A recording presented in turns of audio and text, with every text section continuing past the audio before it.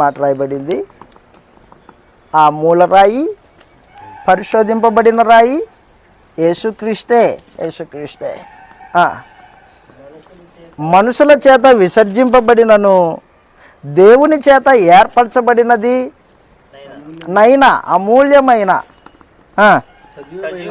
సజీవమైన రాయి, బతికున్న రాయి, అది ప్రాణమున్న రాయి, కదలికలున్న రాయి, ప్రభువునొద్దకు వచ్చిన వారై యేసుక్రీస్తు ద్వారా దేవునికి అనుకూలములకు ఆత్మ సంబంధమైన బలులు అర్పించుటకు పరిశుద్ధ యాజకులుగా ఉండునట్లు మీరును సజీవమైన రాయి అయి ఉండి.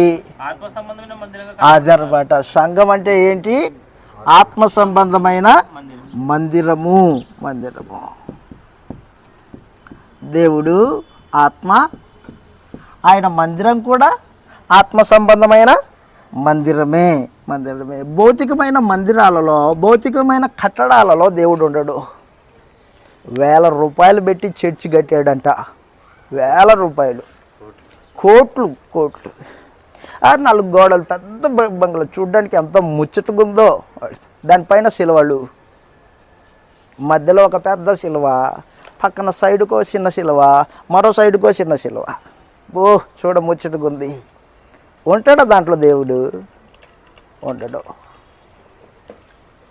మనుషులు కట్టిన ఆలయాల్లో దేవుడు నివసింపడు. ఆయనకంటూ ఒక మందిరాన్ని నిర్మించదలుచుకున్నాడు అనాదిలోనే. ఆ మందిరానికి పునాది రాయి ఏర్పాటు చేసుకున్నాడు. పునాది రాయి ఏర్పాటు చేసుకున్నాడు. మనందరికీ తెలిసినట్టు దావీదు కుమారుడైన సొలొమోను బంగారు దేవాలయాన్ని కట్టాడు. ఉంటాడా దాంట్లో? ఉండడు. దేవా ప్రార్థన చేశాడు సొలొమోను. బంగారు దేవాలయాన్ని కట్టిన తర్వాత, దేవా ఆకాశం నీ సింహాసనము, భూమి నీ పాదపీఠము, నేను కట్టించిన ఈ మందిరంలో నువ్వు ఉండవు కాదు, నాకు తెలుసు నువ్వు ఉండవని. మరి ఎందుకు కట్టావు? మా తండ్రి కట్టాలని ఆలోచన చేశాడు, కట్టలేకపోయాడు. ఆ పని నాకు అప్పగించాడు, నేను కట్టాను. నువ్వు ఉండవని నాకు తెలుసు. అయితే తండ్రి అక్కడ నీ మహిమ ఉంచు అన్నాడు అనమాట.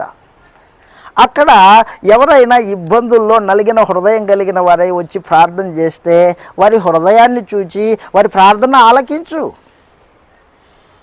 నీ హస్తం ఉంచు. ఇంకంతే. నువ్వు ఉండవని నాకు తెలుసు. నువ్వు మహోన్నతుడివి, మహాగణుడివి. ఆకాశం నీ సింహాసనం, భూమి నీ పాదం. నువ్వు ఉండవు. ఏం చేస్తావు? నువ్వు ఉండవు. బంగారుతో కట్టినా ఉండవు.